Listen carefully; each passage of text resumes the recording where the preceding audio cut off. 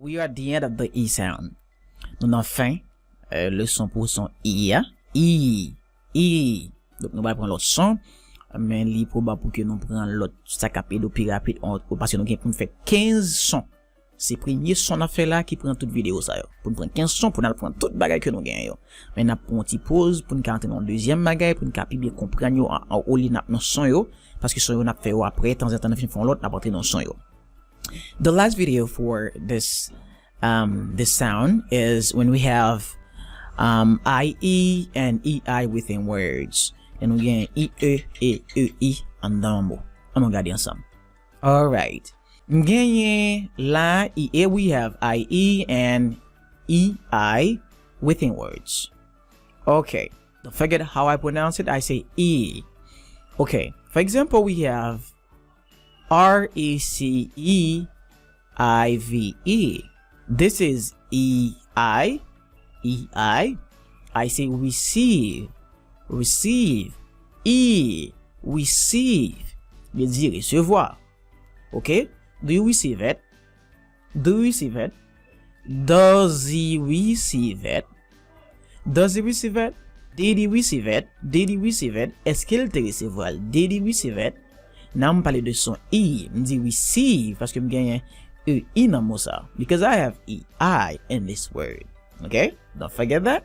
And after we have EI within this word too. And I say receipt.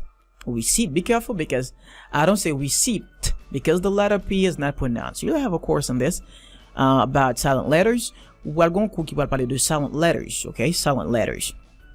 Receipt. Oh, receipt. I don't see it. Remember double E in English? We say E.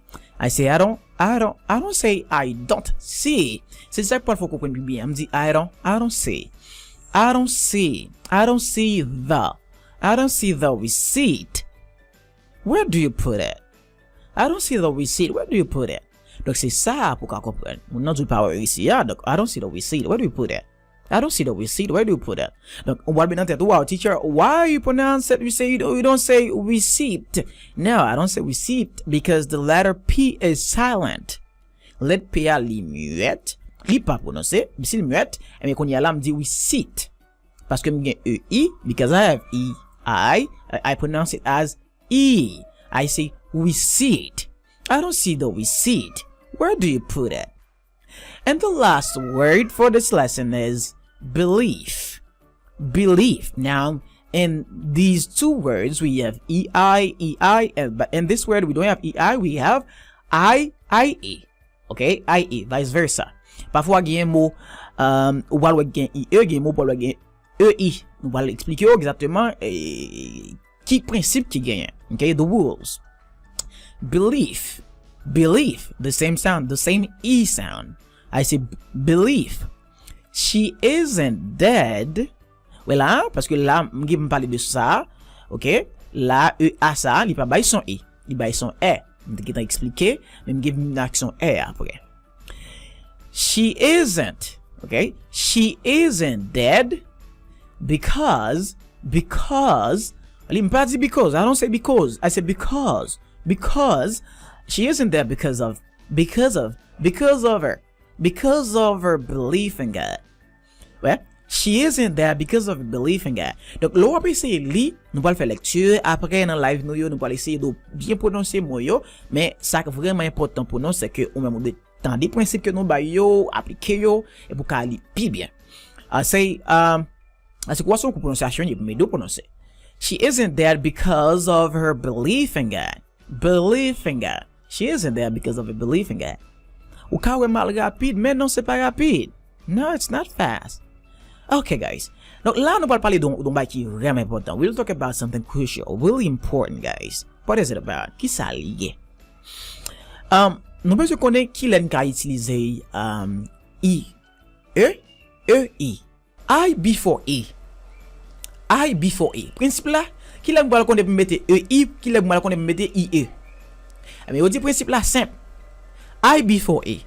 Majorité moyo c'est I before E. I before E. C'est I avant E. Par exemple, la m'a dit et achever, dit achieve. Ouais. say I-E. I-E. Let me show. I-E. Well, I'm getting I-E. I-E, guys. M'di achieve. Belief. Belief, quoi? Okay? M'gen chief. M'gen m'parler de CH là. I'll talk about CH soon. M'di chief. Chief. Okay? E-E ça. I-E sounds like E. And I say field. Field. E-E toujours by son E. Okay? Field. Chief. Grief. And then relieved. Relieved. There is relief too. I say shriek. Shriek. Okay? Shriek. I-E. Shriek. Yield. Là, m'gen I-E, mettez I avant. Vous devez son ça, c'est I. Mais là, except after C. Donc, pour m'pas mettre I before E, bien E before E, let's say, when I have letter C, let me say C, let's say que moi. Okay? Mais C. C. Letter C. Letter C. And letter C. Letter C. Eh bien, I cannot put I before E. I need to put E-I. Je dois mettre E-I. C'est pas I-E. Ok? Là, je me dis ceiling.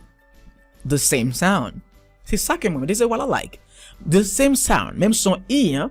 Mais là, je me dis, ou besoin qu'on ait qui l'on mette I-E, non, mot l'on écrit mot, et qui l'on mette E-I, l'on mette mot, non, mot l'on écrit.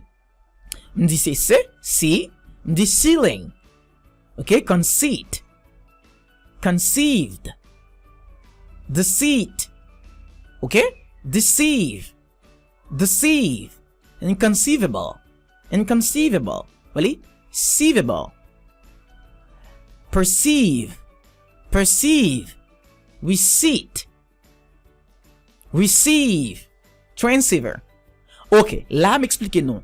E avec E. Now explain E before E and except after C. Donc nous expliquer deux ça. Mais là guys, I before E. I before E. Donc là c'est I before E. Mais quel que soit mot paraître là devant là, m'expliquer, m'ga faire comme ça, m'écrire comme ça. Achieve. Mais on dit qu'il y a une exception dans cas ça. OK? I before E except after C. Mais là, after C, c'est même que ça on dit m'a mettre IE, OK? Mettez IE, mais on dit après let's say there are some exceptions. Il y a quelques exceptions. Par exemple, in the word in ancient, you can notice here we get the letter C. And now I say ancient. Why do I say ancient? I say ancient because the C has a sh sound. Parce que C a le son sh. Eh bien, il change là. Puisque le ça, mais il pas prend E, il prend IE. Il te prend EI parce que là après C, OK, depuis C a placé devant, m'ta doit dire EI. OK, E m'ta de mettre. Mais il dit IE mettre pour qui ça? Parce que c'est ça lui même li bail son sh. Dit ancient. Mais avant que nous expliquer tout ça yo, on regarde ça pour nous capi bien comprendre. On va expliquer ça après nous garder dans ça. OK, bon regarder nous ça bien. Là m gagné C. Mais ce n'est pas de lettre C. OK? Mais lettre C. Là ouais C-I-E, C-E-I. OK. Qui ça principe là dit non? Principe là dit non qu'il faut nous gagner I-E. Mais c'est E-I, C. C-E-I. Le principe là respecté, ça exception yo. Mais là on dit que gon principe là. Regardez bien. M'gagné là me dit c'est C-I-E, S sound or sh sound. De m'gagné on son S sound. OK? S sound. Là, m'gagné sh sound. La prononcer comme qui ça? Ma mette IE, ma mette IE au lieu de EI. Par exemple, m'gagné policies. Policies. Policy. Well, let's say, you can notice that the letter C pronounced as S. The policies. Mais IE parce que ça a bon sens. Ou la même. Do you understand? Est-ce que nous comprenons vraiment? Là, est-ce que c'est ça? Parce que nous avons CH là.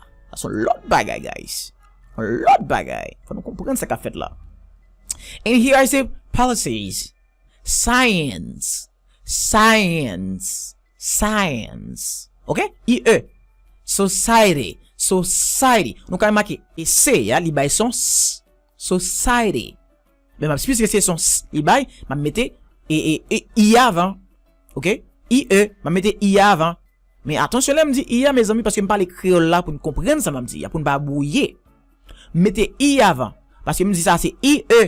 Si me parle anglais me tape dit IE. D'accord? Pour ne pas tromper. Efficient. Mais ça me tape dit pour ça les mêmes me dit sound c'est presque même yon poussé seulement mais la exception parce que me gen EI là, faut apprendre vocabulaire yo. Me dit c'est ceiling, c'est même ça me t'a fait à là, OK? Exception yo, mais yo, c'est ya, depuis c'est apparaît, eh bien, m'expliquer principe ça, EI. OK? Ceiling, deceive, perceive, receipt, receive, by son I, là, bien son S, c'est ya by son S, mettez EI. Mais là, here, m'gagne son S, m'gagne son Ch, ou pas besoin qu'on ait là, qui vocabulaire, qui mot, ou connaît qui écrit comme ça. Qui écrit? Est-ce que c'est IA, E qui vient avant? Au dehors de principe ça, disons, principe ça, mais, et ça, lui-même, quel vocabulaire faut connaître yo même. Faut connaître. Pour nous finir, une exception encore. I before E. Bam son E, dit belief. OK? Ça n'a pas là, meni, ça. OK? I before E, achieve, belief. Mais là, me dit belief. Chief, relief, achieve. Même ça m'ta fait là, the same thing I was doing here. Même pas m'ta fait là yo. I before E. Mais I avant E. I avant E. I before E. Eh bien, là, yo dit m'li bay son E. Mais là, yo dit m'lève E avant I. Li souvent bay son A to A. On fait prononciation avec nos classes. Faut nous comprendre yo. Li bay son A. M'di 8. Ouais, E-I. E-I en anglais. In English, I say 8. Neighbor. I cannot say neighbor. No, I say neighbor. Wait. Okay? Wait. Foreign. Dès que vous commencez à répéter vocabulaire, vous cherchez, répéter vocabulaire, vous faites phrase, vous pas de problème. You will have no problem, guys. C'est vous-même qui de travail. Ou mba ou là, prononciation capter, comprendre quoi, mais gen quel vocabulaire pour chercher pour comprendre son en tout et ou tout connaître. Yeah, that's the way it is. Donc, c'est ça que nous t'apprend aujourd'hui, hein. Nous pas on t'apprend I N E I. Il capable son I, il capable changer son tout. Donc, merci parce que nous t'apprend ça aujourd'hui, hein. Donc nous finit avec son I, na shift dans l'autre leçon. Leçon t'as de prendre c'est et on apprend I. On t'a dû apprendre E, mais nous allons regarder pour nous qu'on va venir avec l'autre vidéo cap. Il faut aller plus rapide et de temps en temps on venir avec prononciation et on venir avec IPA, d'accord? Parce que le son IPA, il gagne 15 sons, ça sont sons jusqu'à maintenant c'est non son que nous est.